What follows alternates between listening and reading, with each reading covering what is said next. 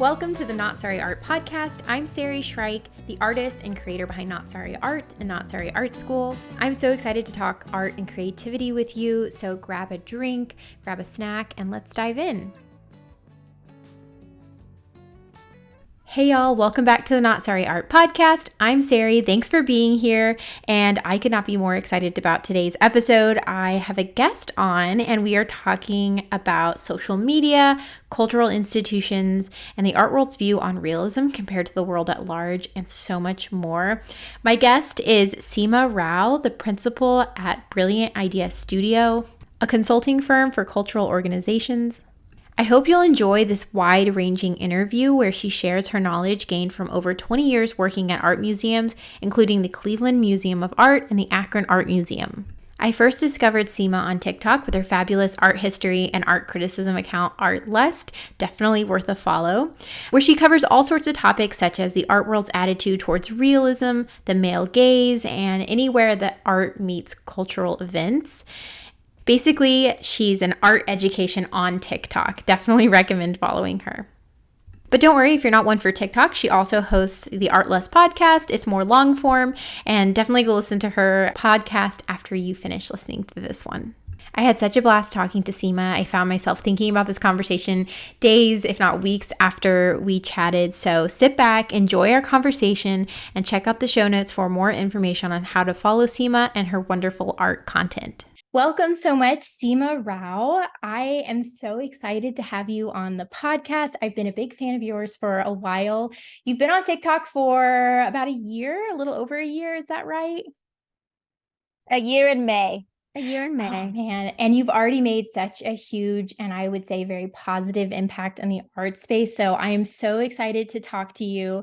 Let's just jump in. So I'm curious, like I'm sure most people are, with how you got into the arts. So what fascinated you about art history, and how did you come to your job where you're at now, both with being the principal of your company and then also being on TikTok? What happened was museums for like years and years and years and years. I was on Vine. I was, I did Pinterest for an organization. I did Instagram for teens for organizations. So what happened was I, as a very young kid, and I feel like maybe, I wonder if this is true for you too, but I was one of those people who was able to render. So when I was very, very little, I would draw and people would say to me, "Oh my gosh, you could draw." And so I thought, well, I could do that. Like, why not? You know? Absolutely. No, that's incredibly relatable. And it's actually Right? Yes, I have a question later on, but we'll go ahead and cut to it. So I have an opportunity to speak to my son. He's in first grade, and I'm going to be teaching them an art lesson. And I was thinking, if I could say anything to a group of first graders, what would I say? And the first thing that popped into my head was, you don't have to be good at drawing to be an artist. Yes, or vice versa. Like we were talking about. So I also have a podcast, and my co-podcast person is a professional photographer, and she was saying the same thing. But I was saying to her, what if we said that drawing, because I'm able to render, but like if you asked me to be William Blake, I couldn't do that. Like I'm just not like, I'm not actually, I'm creative in many ways, but I am not visually creative. But I could draw anything if I see it. And so people perceived that as good, when like I don't actually want to create anything. I'm just not creative in that way. It's neither good nor bad. It's just who I am. And so like, and I think for people, the problem I always had is that like as a kid, they were like, "But you're good at drawing." And I was like, "But like I can see this and make this look realistic." Right. But it doesn't mean that I'm trying to tell you any story here. Exactly. And That's so interesting. yeah. And so like I think that you're right that anybody you don't have to be good at drawing to be an artist, but you also don't have to draw realistically to be good at drawing. Absolutely. No, I think that's such an interesting and opposite and unique story. So I'm wondering if what happened to you, like what happened with me, was you were kind of good at rendering and you sort of got funneled in this art track. You know, you're the art kid and it's sort of, Yep, it becomes this exactly. self-fulfilling prophecy almost. Exactly. It's a positive feedback loop. So, but I knew that I didn't want to do that. My best friend was really like artsy, like felt feelings that I just wasn't. But I really loved art. And so I basically went in, like, even in high school, I wanted to work in museums. So my whole career, I wanted to work in museums. Now I'm consulting and I like it because one thing I think is hard, and I think this is true when I've talked to a lot of artists over the years, you know, working in museums, you talk to artists constantly. The thing that's very hard for me about working in a museum, and I suspect this is true for artists, is that your life and your interests and your goals, they're all combined. You have no out. It is like what are you doing for a hobby? Talking about art. What are you doing for work? Talking about art. And so Absolutely. it's very hard. You have no downtime at all. So I left and so I started my personal TikTok in May, but I had been the museum social media manager for TikTok for an organization prior to that. And so I already kind of knew what like my voice was going to be. I kind of had like a sense. So I can't, it looks like I showed up here, but I had like been doing it kind of in a different way. Like, and I had different rules, you know, when you work for an institution. But I think that one thing that I got was the space to be able to think about art because it Yeah. wasn't my job. Right, right. So do you feel now like your TikTok presence is more of like your hobby, or do you consider Yeah. it oh, interesting. Okay. I don't think of it, it's more than a hobby, I would say. It's still my passion. Art is still my passion, but I treat it sometimes like a hobby in that I can have professional distance. I think that, you know, like even I think like people who are working in art history, I'd be writing lists of shows that I could curate. I could never look at an artwork and just think, hey, that's cool. I'd be Oh, like, yeah. where's the next, what's the next trend? You know, Yeah. like, is it going to be South Korea? Are African artists going to be going down? Like, I couldn't just be like, hey, I like that artwork. Yeah. It's funny because I almost feel like I sense this joy and playfulness in your account. And now that you say that, that totally makes sense. Because especially if like you already, you know, at such a young age in high school knew that you wanted to work with art history or museums, and then now you're sort of free again. And I think that that's, if there's one thing I've learned about social media, it's that your energy definitely shows up on camera. I know it's a weird sort of Yes. woo-woo No, it thing, is but so true. I can yeah. always tell if somebody was pissed off or like into it. Like a lot of museum accounts, I gave a talk to the National Museum of like the Curators Conference. And I was saying to them, and like I was saying, you know, like I said something very similar. People can tell.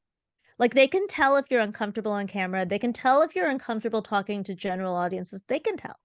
And so somebody said, so I meant it like just try to be more comfortable. And then one of them said, but does that mean like maybe we shouldn't do it? Oh, And I was like, no, I mean, you can find your own voice. Like I just meant like find your voice, you know? yeah. Not But discouraging you I'm entirely, not just telling you not yeah. to do it. I was like, well, no, I just think you want to go into it with like your eyes open or whatever. Yeah. But it made me laugh. But it's because I see like, so I kind of don't generally, I follow people who are artists and I follow people I like. I don't really have like, I'm not like nominating somebody by following it. It's actually that I just want to see it in my feed or I want to Yeah. find it again or whatever. But I generally don't follow museum accounts because as an ex-museum social media manager, I don't want to play favorites, right? But Mhm. I have a lot of connections there. So I often will like, you know, if I need an image or something, I might reach out to them. And I've done museum posts. Yeah, I'm not like getting paid or anything. But one thing I don't do also, the reason I don't follow them is it hurts me when I videos and I think, God bless you. I mean, like sometimes I see people I actually know in real life looking like miserable fools in galleries, and I'm like, oh, poor you. I know. No, Like, I oh, sense that's a that too. beautiful video. Well, and it brings up another interesting topic, which is that, you know, I actually have sensed sort of a similar thing with museums also. It's this very like stiff, like I don't know that I Yes. belong here energy. And I Yes. would say that that ends up being, if we're going to talk about like enforcing cycles, it sort of ends up being this weird relationship that artists have with museums. I mean, they're already sort of by nature of their medium put on a pedestal, right? And then they show up on Yeah. social media. And sometimes the only way I can describe it is like they don't know what to do with their hands. Like they just don't feel Yes. excited to be here, but it's such Yes. an important part of the art ecosystem. There seems to be a bit of a contrast between social media on one side being this almost democratic sort of process, and then museums having quite a bit more of a curatorial side of things, obviously. And Uh-huh. I think my belief is that they can work really good in tandem, that there's enough space for both and they can help each other.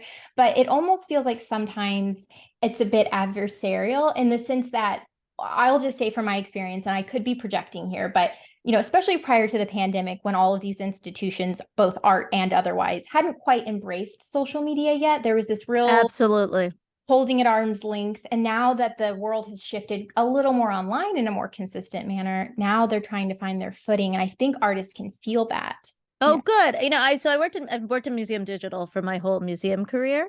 And at COVID, all of the digital teams were like, see, we've been telling you that we've been saying.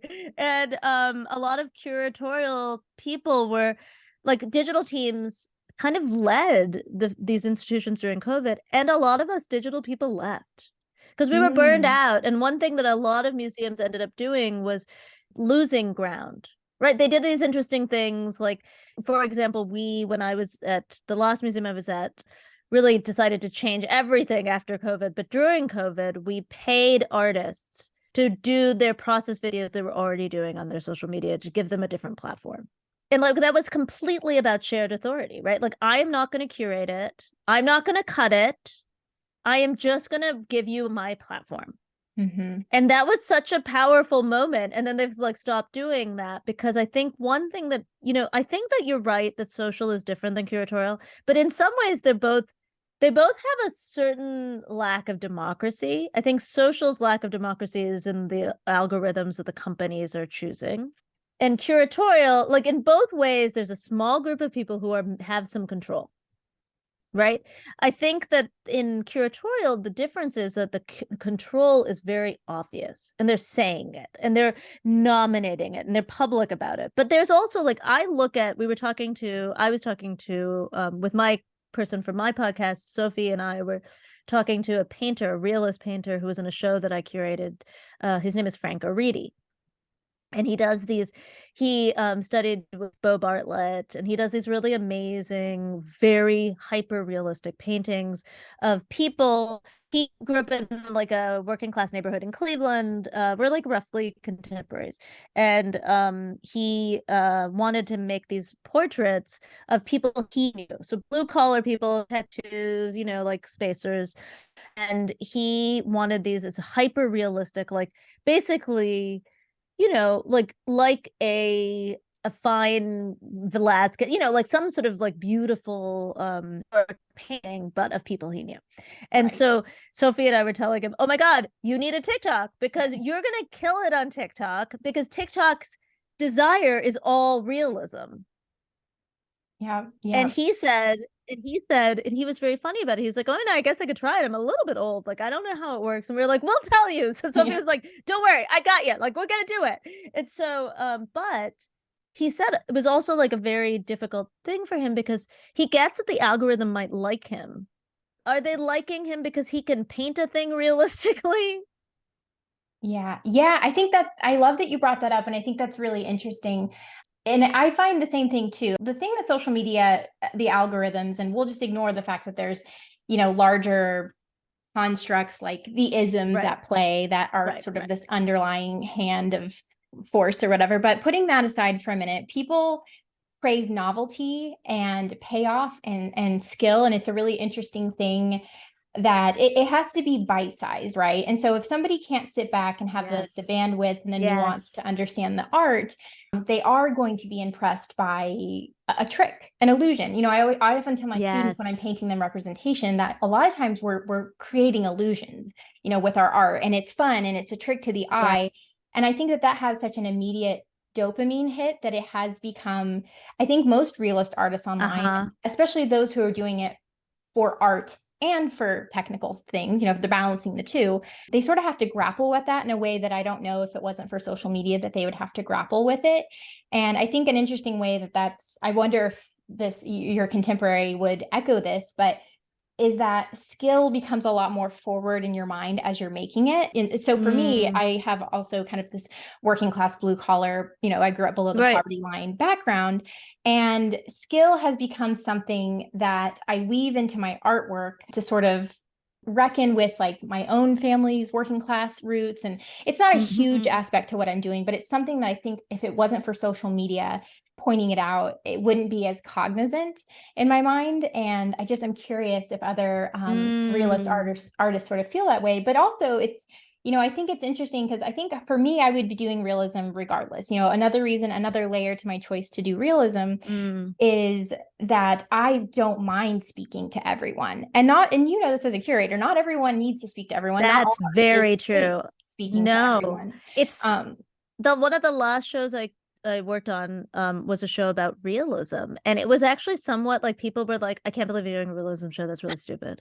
in museum field. And I was like, yeah, but I want people to like see it. And I want them to think beyond the realism and see the meaning. And like one of another artist actually that I keep thinking about a video of yours that I saw, and it was and I don't remember what fast food restaurant it was. It was like a painting of a fast food restaurant sign. yeah.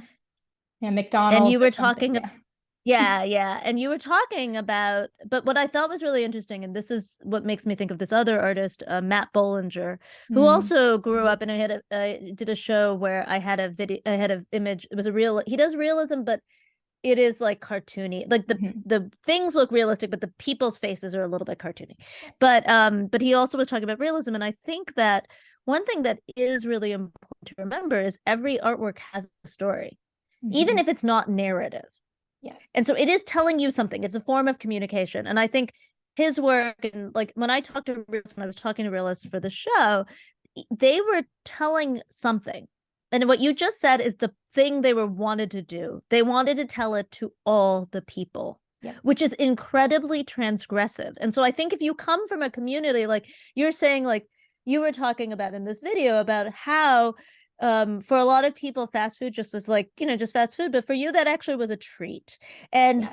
like you're sharing this whole story within, like you were sharing a story that maybe not everyone who saw the painting in a gallery would know because you're not standing there, but it's imbued in it, right? Right. And somebody who maybe came from your background, or maybe whatever, somebody who's from another country might have that same experience. But Mhm. you also are doing the other thing, which I think is really important about realism, is both telling your story, but allowing me to tell my story. Because Mm. like my Right. experience with that when I saw that one is, for me as a kid, we didn't always eat fast food. I was often traveling with my grandmother who like didn't she had to bring her own food because she was a vegetarian and whatever. And so like I saw that as every family trip where I'd have to sit with my grandmother in the parking lot and eat my takeout that like was Indian food. And it was Oh. like the most mortifying, embarrassing, like like kids things, right? But I think the other thing that's hard about realism is not just the fact that you're communicating with everybody, it's that what you're communicating is not the only right answer. Absolutely.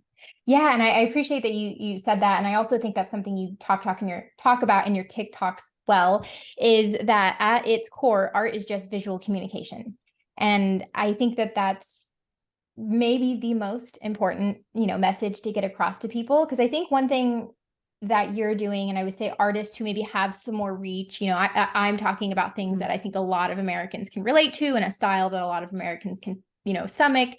And I think, Yeah. when you get past the people who are there for the novelty, or in your case with your TikToks, who are there for a little bit of drama and then move on, but you have this sort of next level of people who maybe wouldn't consider themselves artists, but they're here, they stuck around. And I think what's so great Yes. about what you're doing is that I feel like you're talking to those people. And sometimes there can be, again, all things social media tend to be really polarizing. You have your people who get Yes. it, who speak your language, who went to art school, who get it, and then there's everyone else. But I think what you do a great job of is introducing these really important ideas to people who stick around a little longer, right?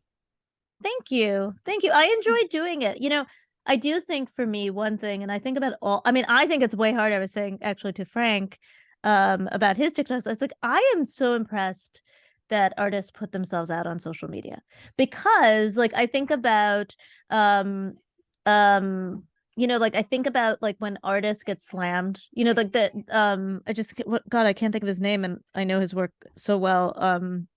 I'll think of it in a second. Yeah. But he did the sculpture in Boston, and he got slammed all over TikTok for his sculpture, Yeah. Hank Willis Thomas. Yes. And I've worked on, I've interpreted shows that Hank Willis Thomas, of Hank Willis Thomas's work. I've worked on it, but I can get why that sculpture was so challenging in a public commission, because if he's done other public commissions, so I know he's done that, but the public is different than the museum goer. And so that sculpture, I saw pictures of it in a gallery and it just looked totally different.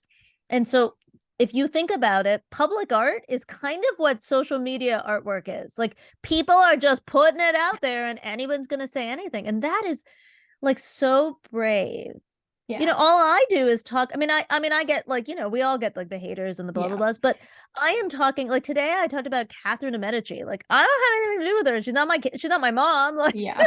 it don't matter, A little bit of distance. Yeah. There's a little bit of distance. And I think for an art historian, like that, that gives us a little bit of freedom in the way that artists don't have it, right? Like, they're telling you about the story you are trying to tell. They're telling me I didn't tell somebody else's story right. But it can also be really helpful feedback. So if anyone's listening, I would definitely recommend creating boundaries and setting limits and finding people who are safe to talk to about your artwork in a meaningful way. Like, I have my mentors and my close friends who I can really spar with about my art. But I will say, because again, and this might be relatively unique because I am engaging with things like the American dream and classism. And so a lot of people are welcome in my art. But when I get feedback, even the negative stuff, and I would maybe even say especially the negative stuff, that's really important. And it has really contributed to the direction of my art, right? If I butt up against something that people have a lot of feelings about, I feel like as an artist, because again, we're in visual language, we're not leaning into the buzzwords and the words that are going to make people instantly polarized. I feel like a lot of times our power when we tap into that frustration is, of course, sift through it, see what's helpful and what's just people being grumpy. But if I can find a theme where, working class people are frustrated because of XYZ, I can then take that and pull that into my art faster than I would think most artists in most time in history. So I have to, in order to keep showing up and again, putting out that good energy. I could see that.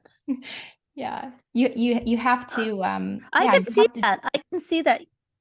You're saying to me something I hadn't actually thought about, but it makes kind of amazing sense.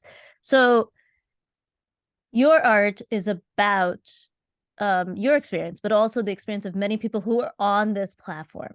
Yeah. And so to understand what resonates with them, you have to listen to them. That makes perfect sense. I wonder though, for like a lot of, people I know, like lots of students who, went to MFA programs, it would be interesting if they required them to listen to people.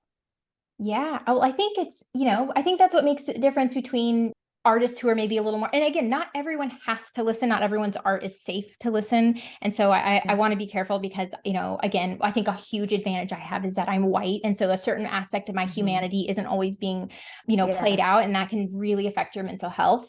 But I think it can be like, it can be really informative, not only to sort of gather what people are thinking, but also it reveals a lot of truths in myself, of class trauma and, poverty and, what am I feeling? And it's been, I have a therapist I go to regularly, and occasionally I'll bring these little bits that happen between my art and the internet, and we'll sort through it. But, between all three of those things, it can be really enlightening. I would always be careful with people sharing their art on the internet, but yeah, I think, that gets into kind of another thing I wanted to bring up with you is sometimes I feel like there's this, and I think it's out of safety, and I think that there's good motivations for it, but there's this real desire to sort of dismiss people who don't get it. And again, I think a lot of that comes from safety. And so I understand it, but I feel a lot of sympathy and empathy for people who went to art programs who, like me, ours got cut when I was in middle school. I didn't have art education until college. And so there's this sort of like, I don't feel included, so I'm going to lash out in it. And I wonder how we can like bridge that gap. Is it our job to sort of, how much responsibility does particularly the outward facing aspect of a museum, how much responsibility do they feel to include those people, not only in like the more practical sense of discounted fees, but in the sense of making them feel included? Again, if our energy sort of feeds through our presence, like how do we help those people feel included? So one thing that's very I mean, that was my job in museums. Interpretation is what it's called in museums. I hated that term because that's like, I don't need to be your sign language interpreter. Like, what? It Yeah. just sounds so hierarchical. Yeah.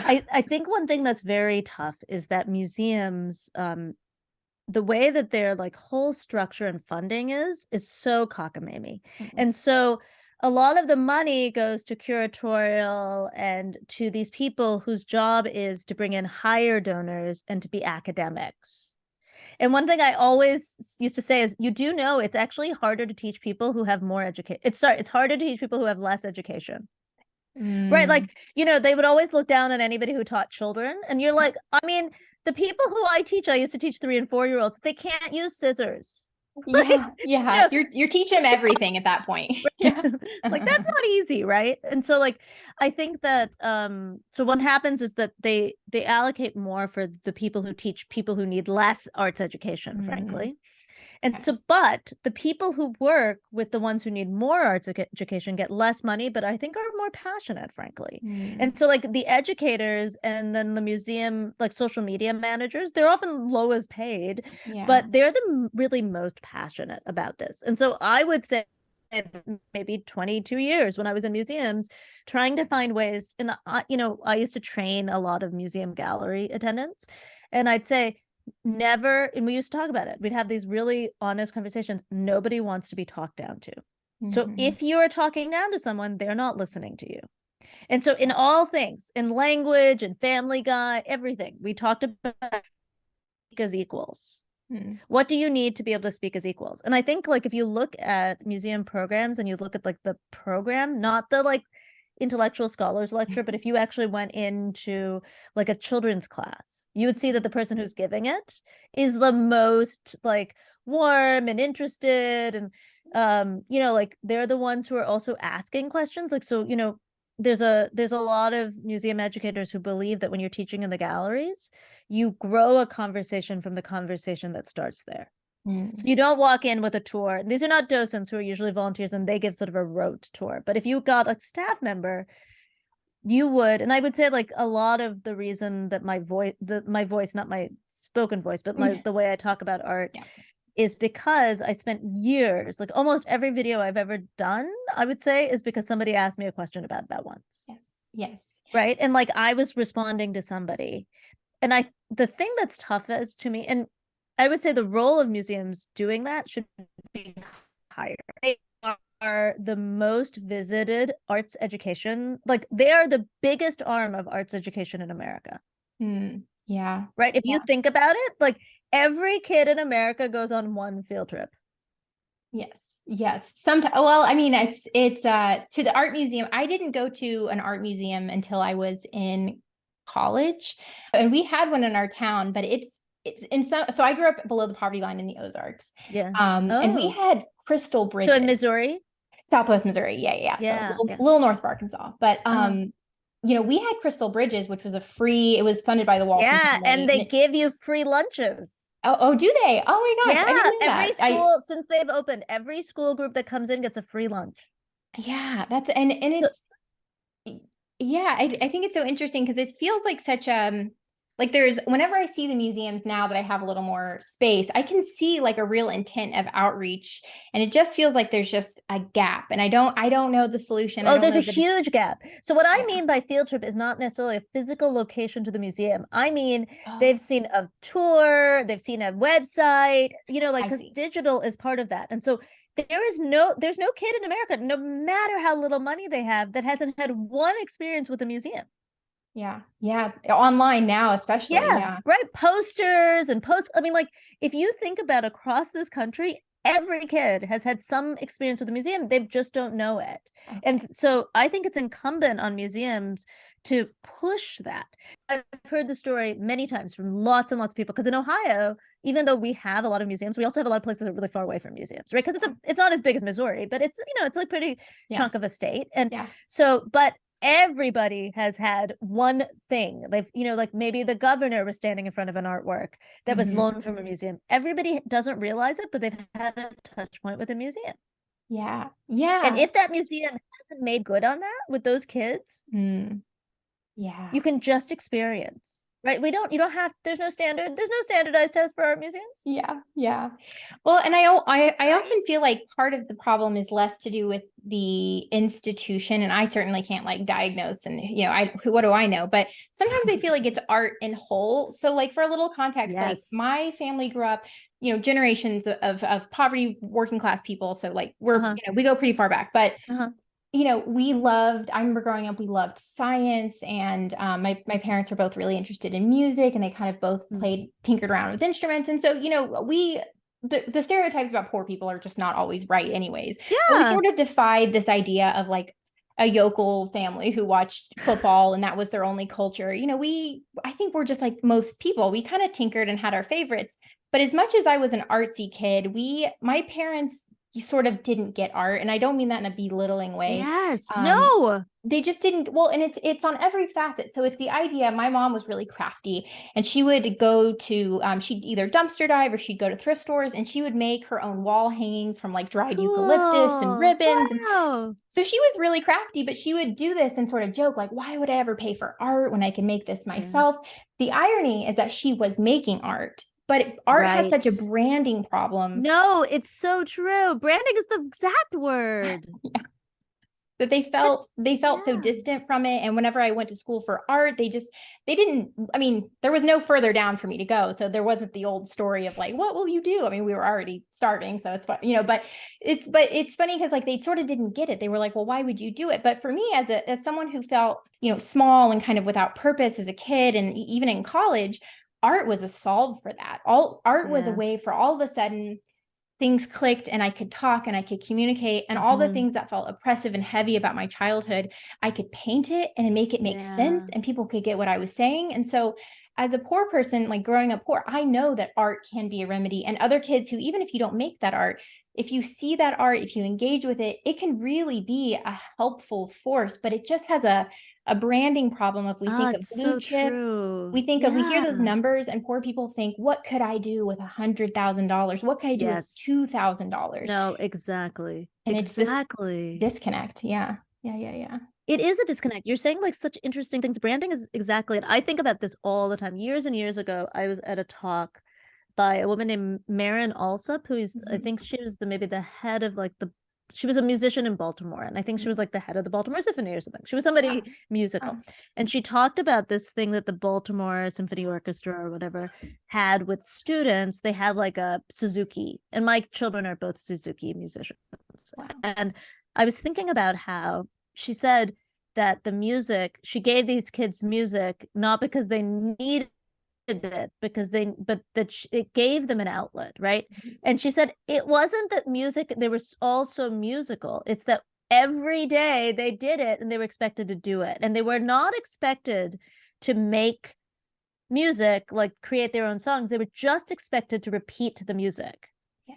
So there was boundaries and there was a success measure, and you could tell if it was good, you could tell if it was bad, like there's all these systems basically in place. And she said honestly, that's also like, it was basically like she was saying like it's the same way with sports, right? Like how to throw a ball. And she was at this art summit where she was saying like in theater arts it's really hard sometimes to know, and in like contemporary dance it's sometimes hard to know, and in visual arts it's hard to know. But the reason that music people do it is because most of music, the way we teach it, is replicating Yeah. instead of creating. Mhm. But what it only gives is people the skill in the way like you learn how to ice skate or ski or whatever, and that the skill isn't what's going to share these emotions to Mhm. people.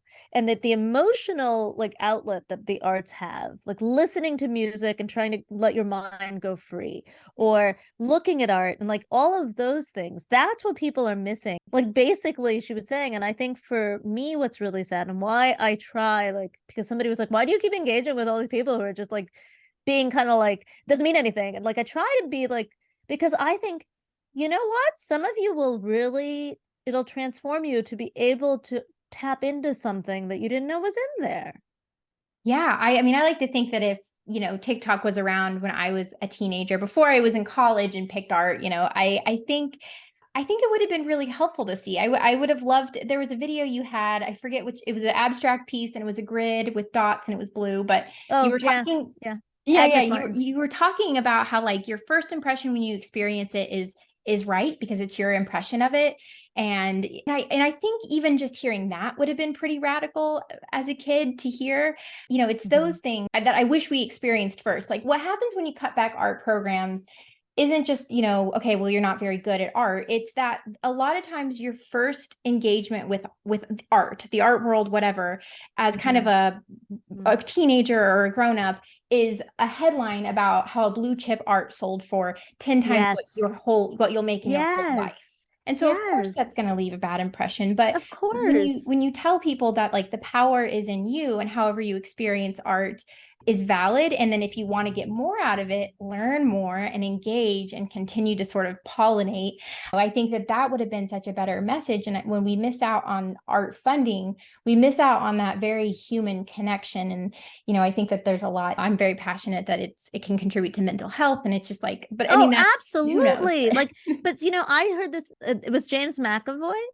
He Okay. said that the cutting of arts education is also so like it hurts. It's like such a classist strategy because people who are upper middle class, like you were saying, your family was lower middle class and they didn't really have any understanding of art. My parents were raised upper middle class. I was raised upper middle class, also did not grow up with the arts. Like my great grandmother went to college. We didn't grow up with the arts, but they had arts education in school and like, but they don't get it. They don't care. And I think for them as well, that said, but they did, like, I still Mm, went, like, they still went to a museum once, right? Like, yeah. so what you've basically meant is that there's a smaller sector of people who have this outer emotions. Mm, And then you have a group of people who basically they have more narrow options to deal with emotions. And there's like, beauty is an important emotion, but that's not the only emotion art has. It pisses you off. yeah. It like, Yeah. right, like it like confuses you. Those are actually really important emotions to experience in a safe space like art. Yeah, well, and I think, and I totally agree. And I think another kind of aspect to that is when I think about sort of like the masses, it's not so much that people are visually illiterate. We live in an incredibly visually rich world, especially compared to like other times before, right? We're bombarded with Yeah. TV and social media. We look a lot in our life, more so than I think maybe Yeah. even ever before. But what ends up happening is you sort of have advertising and very little art in its place. And advertising does something where it says, here is visual language and here's how you should feel about it. And art says, here's visual Yep. language. How do you feel about it? And when you strengthen one thing and the Yes. other thing atrophies, you enter a world where you're visually engaged, but you haven't engaged the critical thinking part of it. And I think that creates a very dangerous, world where Yes. people aren't sort of engaging critically with the visual landscape around them. And I mean, art education, I mean, I'm so passionate about it. Like, Yeah. I mean, that's why I'm so grateful for what you do, because I think maybe some days it feels like all you do is engage with trolls, but I promise you there's quiet people out there who are piecing it together in a way that Well, because of thank you. cut funding, like they maybe wouldn't understand, but it's why it's important and Oh, just thank you. really grateful for you. Thank you. Thank you. I really appreciate that. I loved what you just said about the why. I do think I think so often about I have teenage daughters and I often will say to them, "What do you think this is ads trying to tell you?" Yeah. And and they're like, "Yes, mom, we know it's about patriarchy, blah blah blah." But I think that this idea that we have become inundated with visuals with fewer skills to understand the mechanics of it, the reasoning behind it, has really made for us to become almost like sitting ducks for some of these Mhm. things that happen, right? Like they don't understand. And whenever somebody says to me, well, maybe it doesn't mean anything, I always want to be like, you know what? You just got played, buddy. You Yeah. got played. I don't know what you got played in, but some ad was on TV and that played you. Yeah, you don't put hundreds of thousands or millions of dollars into something that doesn't mean anything. So no, no, no. No, no. Do you think that that advertisement, do you think who's the he used to be the Patriots quarterback? Tom Brady. Tom Brady manufactured his persona. Yeah. Like every part of him is manufactured. That man is all made up. Every part of him has been a manufactured culture. Yeah.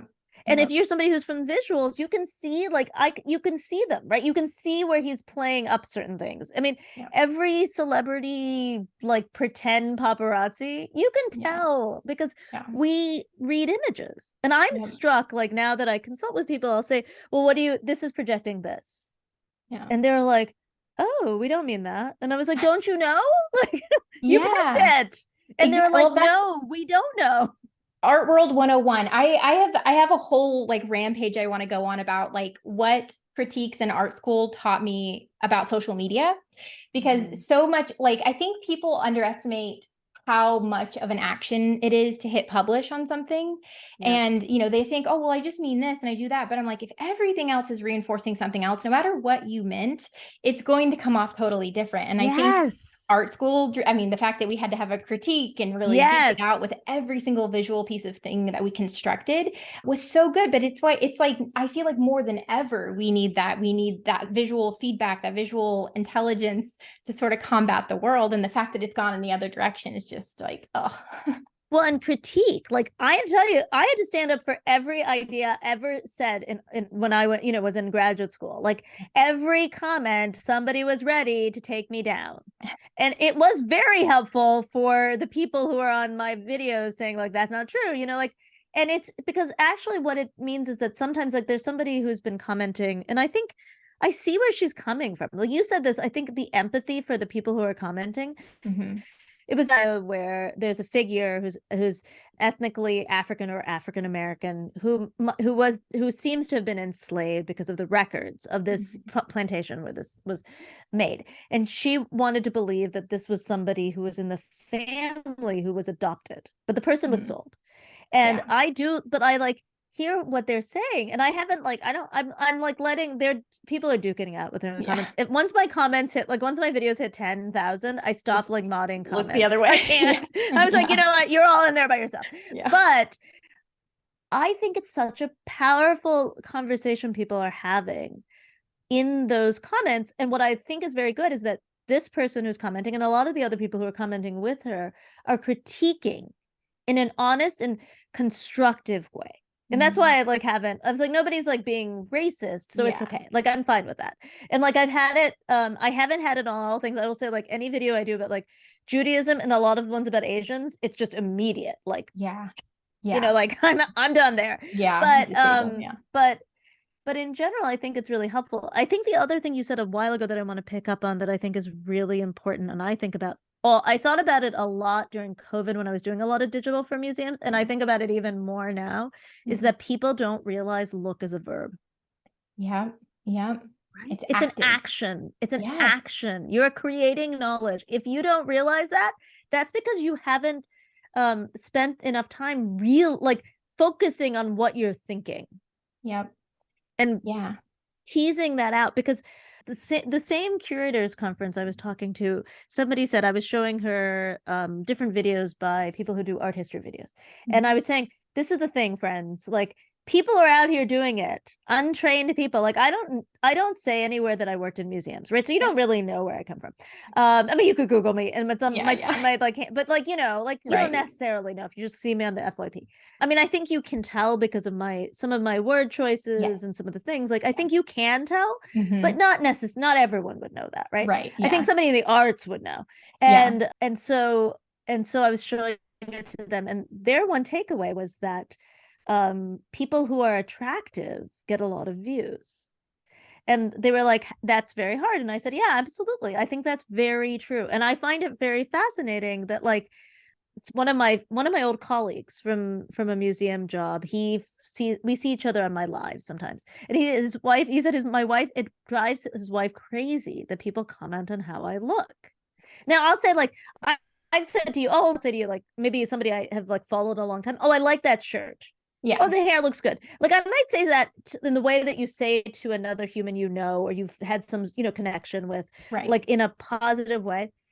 But I find it fascinating that these people who say that are also the people who don't realize looking is a verb. Right? Like they're doing it. They're projecting, but like they don't get that the art is also a thing that they're do that with. I know. No, I love that. I'm so glad you brought that up too, because I'm always trying to rope people into being artists. It's like my toxic trait. I do it to everyone. But I always think of things that would make someone an artist that they wouldn't think. And I often think of women in general, in the sense that so much of being female is presenting yourself, right? It's Yes. creating verbiage around how you appear, where Yes. in a way that men maybe aren't as much, or they can opt Yeah. into it and women can't Yeah. necessarily opt in or opt out. No. And so my first art lessons, again, I didn't really like, our funding was awful, but my first art lessons were in the aisles of a Sally beauty supply when I wanted to dye my hair. And I learned that purple cancels out yellow, and how to lines and 40-degree angles and all those things, like thrift store shopping. I was in high school when Abercrombie, it was like all you had to do was wear the brands. And of course I couldn't afford that. So Yeah. I had to learn how silhouette and fabric and all of these things. And so just even if we're going to talk about look being a verb, or, it's, I feel like in a way, like just being a female, like you already have engaged in that. And you can see this with people who present as female showing up on social media. And not only will there be a dialogue about what they said or what they showed, but how they look. It's almost always a given third Always. dynamic. Yeah. Always. Like, it's so interesting. So I was just talking about this on live. So I don't know how to do makeup. Yeah. And the reason I don't know how to do makeup is because growing up, I grew up in a community that was mixed. So the East Side of Cleveland is fairly mixed, but it was large. I would say like it's mixed, but it was so lots of people who were immigrants, but white immigrants. So I grew up with almost everyone I knew was bilingual, raised bilingual, Wow. but like they were Poles and Czechs and Ukrainians, right? Yeah. So they were very fair, or they were Black.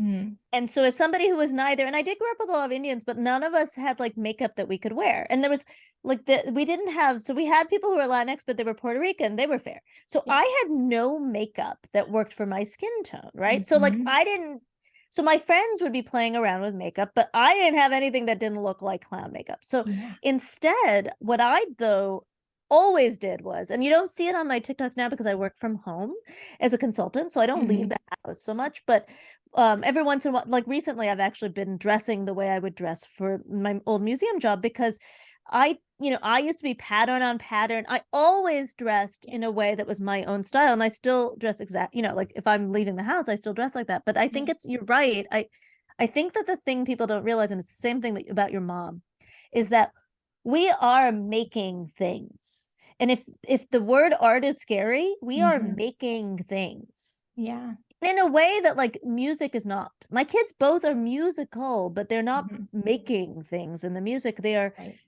recreating something. Yeah.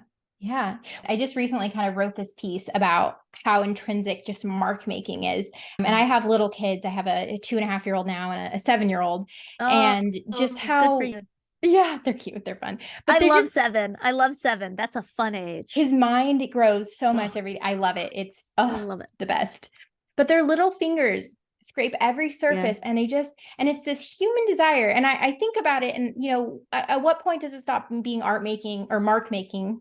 And does it start being art making? And I think about that line, and is it once you've declared it? But the point is, yes, all of us have that desire to walk past a foggy window and just put our finger in it. Yes. And I think about how human it is to just show up and say you were here. It doesn't have to be big art. It can be art for your family. I remember when I was a little kid, now that I'm thinking about it, growing up in poverty, a lot of everything we had was either made or crafted. And so that's probably why I'm an artist at this point. Uh-huh. But I Uh-huh. remember my mom, we didn't have decorations. And so she painted with her own paints these two little Minnie Mouses for me and my sister. We shared a bedroom, and she put them on the wall. And she was always like, oh, they don't look right. They don't look right. But as a kid, I thought they were the most beautiful things I had ever seen. And I love that she made it. And it was just, and to your point, yeah, I mean, it's just, we are making, and whether or not something Mhm. becomes art, or it's just something you're fashion, the craft, it's, conversation around craft and art and all that is, I think those are important intellectual conversations.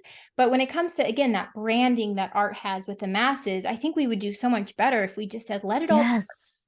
let it all be. Yes.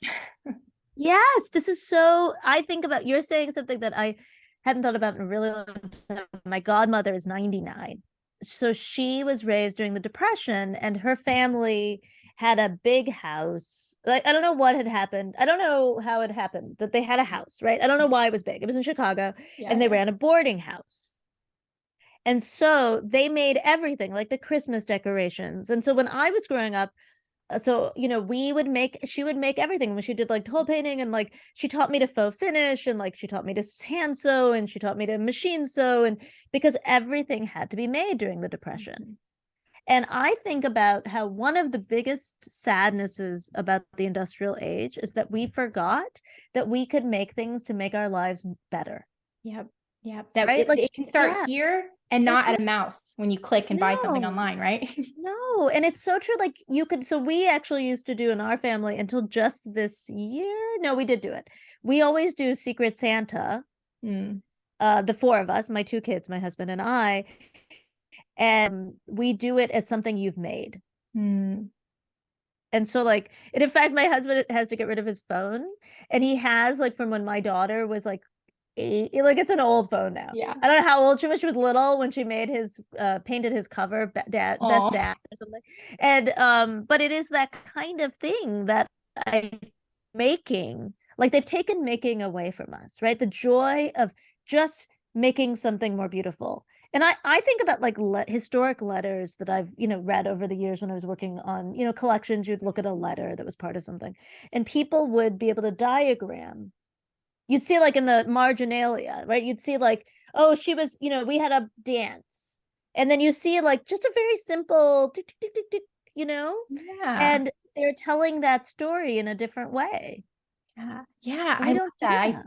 I think, well, and it's funny because I have this theory about it. So I was an athlete. That's how I was able to go to college, was I was a student athlete. I got a running scholarship. And, I hope that we're on the edge of like a creative running boom. So like in the 70s, people all of a sudden got really into running. And prior to that, the Industrial Revolution and everything, all of a sudden our lives become more sedentary, this sort of more active lifestyle becomes less of a given, and people start to say, hey, I'm going to go out and work out, I'm going to exercise, and became a norm. Granted, probably because the shoe companies could market it, that it have that push.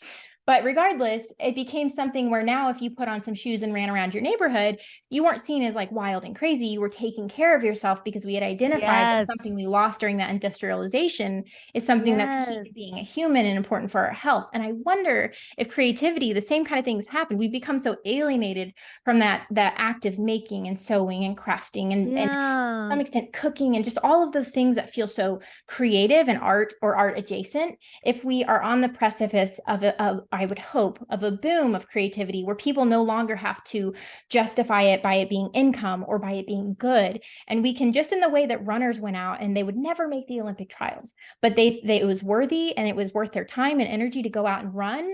If we could do that with art, if we could say it doesn't matter if you're good, it doesn't matter if you make the best Yeah. art, but you deserve the time and the space to go out and, run, but make art, right? Well, and I think we've decided that art is one of those things that you give up when you're becoming an adult. Mm-hmm. And I think that part of, like, you're talking about this, but what you're saying is like running, we don't say running ends at a certain age. Right. And we do think that we have to do serious grown-up things. And art is like a thing that is frivolous, and it's Yep. not for grown-ups. And like my husband and I met in working at an art museum, and I taught little kids, like 3 and 4 year olds. I said, they couldn't use scissors. Yeah. And he had the grade that was 10, 11, and 12. And the reason he had 3 years is because there were so many fewer people who took those classes at that age. Yeah. So we couldn't, like, there was almost no space in the little ones, kids. Yeah. Everybody had to do that. But they got to a certain age, they were supposed to do sports instead. They were supposed to do music instead. And also it became very gendered. There was very few boys. And you Mm. think, who in our society really does need that opportunity to share their emotions, right? Like, Little and boys. it's, Yeah. yeah, like, I mean, that's a tough time to be a boy. Yeah. And so I think it's interesting that what you're talking about actually is also in some ways talking about the fundamental belief that creativity has an age, like it stops. We stop being creative when we start being grown-ups. Right, right. Yeah, well, have you heard of that NASA study where they had some kind of test that could indicate creative genius? I forget the metric, but it was like Oh. there were some controllable aspects to the study, but they took 5-year-olds and then 7-year-olds and then I think like 10 or 12-year-olds, older kids. And the little kids scored really high on the Genius score. It's the same test they give to NASA to sort of test their creative aptitude. No, I know this study. Okay. I do. Yes, I do. Yes, because, we used to talk about this because there's a NASA in Cleveland. We used to co-teach with them on certain things. And so I know this study. And one of the things I think that's so interesting to me is that, and this is what we used to use this study as part of like this teacher's thing that we used to training we used to do. And what we were saying is that the problem, and this is actually like a thing I always think about when I used to teach museum education. I used to teach studio. Sometimes I had a team that did it, so I couldn't teach it to you, right? So I can do printmaking. I did like a lot of like things that I had to learn. I think it's easier to teach a thing you felt like you had to learn. Yeah. And so, like I was just doing a little bit of live before this, and I was doing lino cutting. Yeah. And somebody was asking me, like, because I'm like, dude, I am like a menace because I've done so many lino cuts over the years. So I'm cutting towards my finger. I know I'm not going to cut myself, right? Yeah. Yeah, it's like a nightmare to watch. If you like see it, you're like, people have have said over the years, what is going on? But it's because I would cut them all the time because that's what I taught, right? And so I teach that or silk screening or whatever. And so like I can cut a lino without drawing it or whatever, because that's like, you get used to doing something, you do it all the time. Yeah. And so one of the things that I used to drive me crazy though, because there were things with tools that people aren't used to, unlike a pencil, is that I could tell when arts people didn't have enough arts education to be able to do certain fine motor skills. And in order to cut a lino, you have to. And the reason I was saying the thing is, I know exactly how quick, how far deep. I know the pressure. I know I'm not going to cut my hand. Yeah. I know how to cut it with an X-Acto. I know those things. But I came to the arts, and I did studio art all the way through with years of things like, I don't know, I had to learn how to sew in school. I had home ec. Like I had all these things.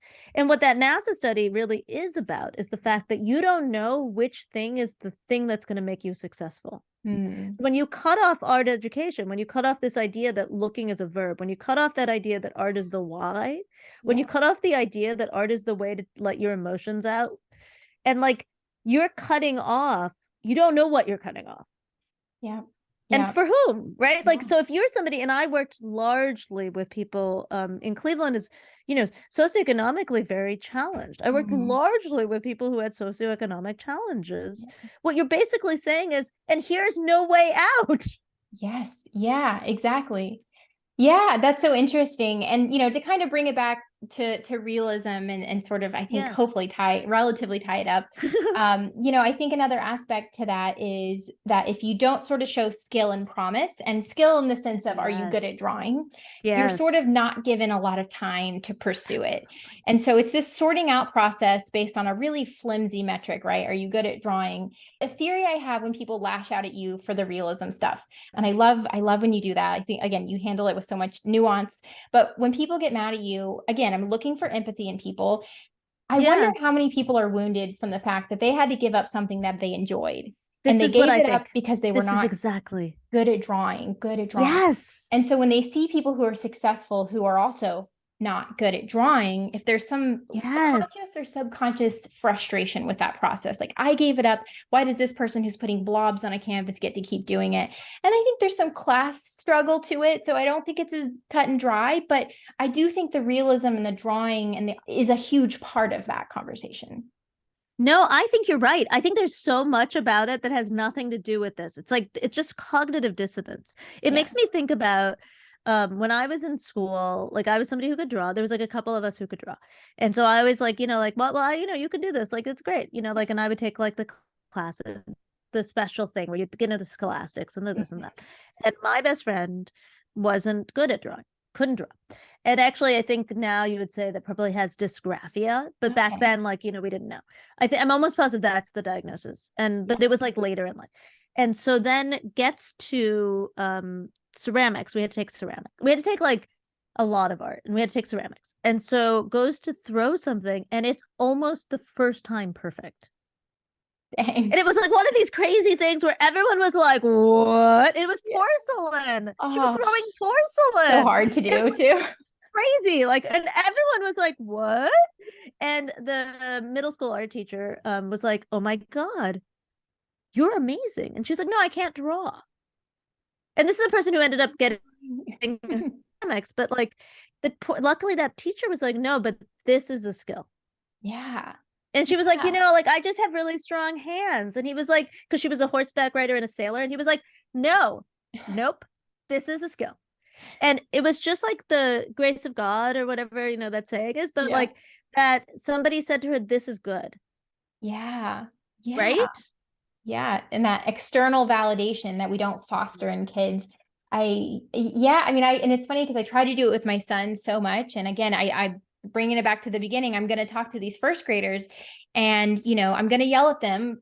Just because you're not good at drawing doesn't mean you're good at art. And then I think about, if you could help me, what would you say is the positive of that, right? If you're not good at drawing, it doesn't mean you're not good at art. But if you're good at this, if you, what affirmation? I actually think if you enjoy it, like I used to always say to the kids, if this is enjoyable to you, keep doing it.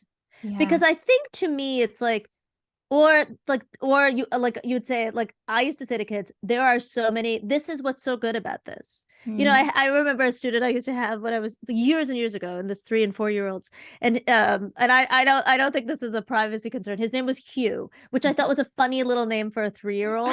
And it was just a cute, like very serious 3-year-old. And any project we had, he found a way to draw boxes on it, just squares after squares after squares after squares. If we were doing like ancient Egypt, his sarcophagus had squares on it. That's if so we cute. Did like, we did abstraction, squares. We did hats, little Mondrian in there. Yeah. Yes. And so, and I, like would say like, and I was very like, I was still in graduate school, and like, I was like, maybe you should try something else. But now I think, but then like somebody else who was my like senior teacher, because I was a junior teacher at the time, said, you know what, those squares are awesome. Do you enjoy making those squares? Yes. And I like always think about that. Like, what would you like? You like that? That feels good to you? Keep doing that. Like, and I think, or like, hey, there's 7 ways. These are all good. I mean, I think like all these things that we say for writing, like creative writing or writing a thing, like there's 7 ways to do this right, or, like that there are so many options for you. I mean, to go back to the thing I think like sort of brings this sort of full circle about realism to me is that the idea that, you're saying that realism, you want to speak to everyone. Mm-hmm. I think to me that creativity should, everyone should respond to, everyone actually has it in them to be creative. Absolutely. It speaks to everybody. We just have created systems that don't allow us to realize that. Like your mother makes art, even if it's like eucalyptus and not in a gallery. Yeah. Like, like I would say, like, and I myself shy away. I would never say that I'm an artist. I still wouldn't. It's just because having been in the arts, it's like there's too much baggage to it. Right. But I make things all the time. I just said I made some. I'm working on I have a new printing press that I'm playing with. Like, like I think that if you then code it, also you're making something. Like I think that and like for a realist, to me, I actually, if I was going to pick a form of art, and I, wanted to be a medical illustrator, I certainly would probably do realism. Yeah. I think it's one of the hardest ones because almost everyone discounts you because it looks like something. Yeah. Well, we haven't trained ourselves to look past the object, That's exactly it. Yeah. That's exactly it. So if you said to every human, you are creative, think of how every artist's lives would be changed by that, right? Because every viewer would be like looking for more. Yes. Yeah. And putting it back on everyone participating. Well, I mean, that's something I say a lot is, with dealing with comments over the year is like, it started out by, I started saying like, I only respond to people who I check and they have an art practice. I only take feedback from other artists, and then that was just kind of a snarky way of dealing with it. But I think the more actualized version of that is people are better at giving feedback, and you don't have to like it, but just better at giving feedback in general when you've been in the ring. That's right. Duked it out yourself. That's right. Yeah. That's I think maybe where that like some of the I can't handle what you're saying because I don't know what you're saying. Like I hear these words, I don't know anything. I don't know any part of what you're talking about. Because like even because like they'll say to me like, oh, you don't make art, so you can't possibly talk about art. And I'll say like, Well, I mean, you don't know, right? Like you just Yeah. see me on Instagram. So there you go. That's that. But Right. Yeah. also, you don't say that about books or movies or whatever. It's because you feel uncomfortable. Mm-hmm.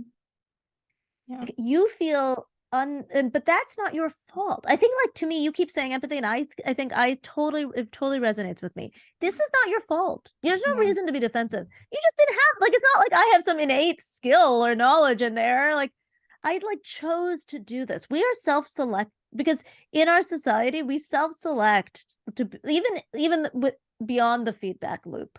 Mm-hmm. We chose this tougher road to be in the arts. Yeah. There Yeah. was other road. There were better roads to get on. Yeah, no, totally. Yeah. I appreciate this conversation, and I feel like you're someone I could probably talk to for hours and hours and hours, and Me too. my I voice love is hoarse. this. Yeah.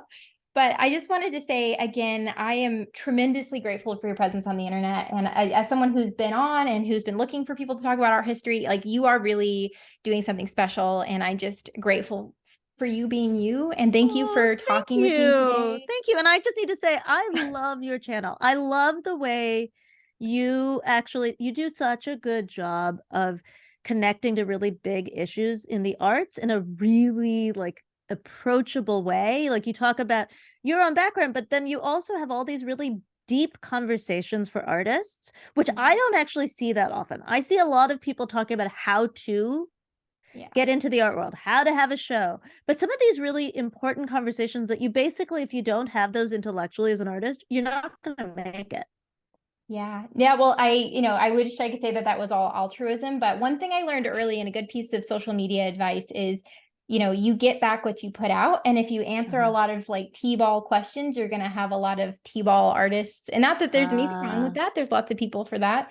But I want to have conversations. I don't certainly think I have all the answers. And so I want to have these deeper conversations, and I want to see how other people are working through these tougher questions. And so that's why I put it out there. But, I think social media can be as good as it is bad. And I think that can, be a tremendously good thing. So.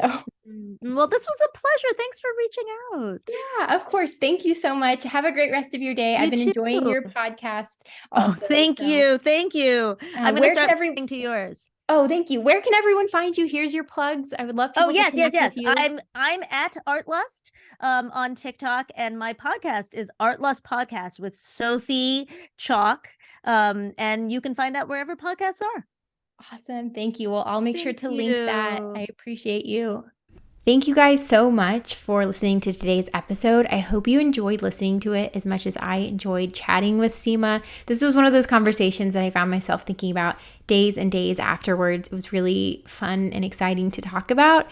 And I also wanted to say a huge thank you to everyone who left reviews. Leaving reviews really helps small channels like the Not Sorry Art podcast. It helps me get found amongst all of the other art podcasts. And I wanted to say thank you to everyone who left a review last week. So if you leave a 5-star review, I will read your name at the end of next week's episode. I wanted to say thank you to at Salty Amber Art. That's at SaltyAmberArt. I want to say thank you to Danielle Robledo. That's DanielleRobledo. And thank you to Angelina Albury Art. That's at ANGELINA_ALBURY_ART. If you'd like to have your handle read off next week's episode, make sure to leave a review. Let me know how you like the podcast. Again, it's always super helpful. Thank you guys so much. Enjoy the rest of your week, and happy creating.